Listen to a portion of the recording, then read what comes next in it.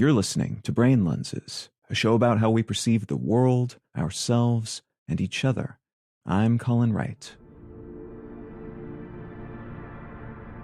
Across many contexts, the word canon refers to a rule or law that establishes some type of concrete criterion by which something is measured. In film, the established canon is derived from a collection of works generally considered to be the best ever made. The Criterion Collection, for instance, attempts to pull these works together, and would-be filmmakers learn about the canon of their craft from viewing and analyzing and discussing such works. When applied to stories, and especially long-term stories like those found in TV series, comic books, or other works that develop over time, canon refers to facts and happenings that are worked into future narratives within that work. So a protagonist, having grown up in a specific area or having dated another character, can become canon, which means it's factual within that ever-evolving storyline from that point forward. In contrast, works that are technically part of the larger narrative, but which don't do well or align with the bigger picture evolution of those works, can be outcast from canonical record-keeping, which then means that despite canonical characters and locations and events being included in that work, it's not part of the larger record, the main storyline, and thus doesn't influence the core timeline of events and encyclopedia of stuff that actually happened for the purposes of in-story myth-making.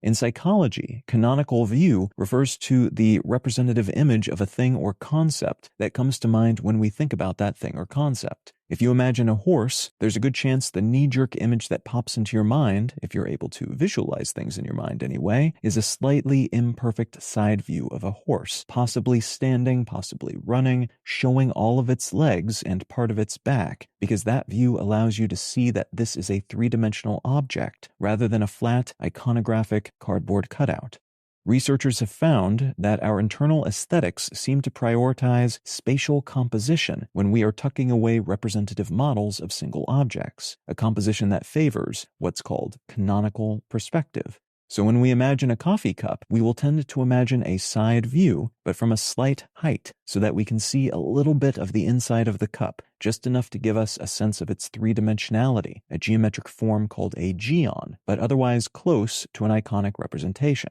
This is interesting in part because it suggests the visual heuristics we develop for things we encounter favors information that allows us to best place these things into real life, which makes sense from a survival perspective, but also from the perspective of utility and accuracy. We don't tend to mentally flatten things we encounter, even if we might primarily encounter them from a flat-seeming angle, because that flatness is not useful and information-rich in the same way a rounded-out visual memory can be. It also suggests that we might do something of the same with larger dynamic scenes, which could, in some cases at least, result in a deflattening or slight rounding out recalibration of our memories, putting things into intelligible but inaccurate context, and bringing our sense of the specifics of what happened, as contained in some of our memories, into question. You can find out more about Brain Lenses, including how to support this show, and in return receive an additional episode of the show each week at brainlenses.com. You can also support this and all of my projects at understandery.com. I'm Colin Wright, and I'll talk to you again next week.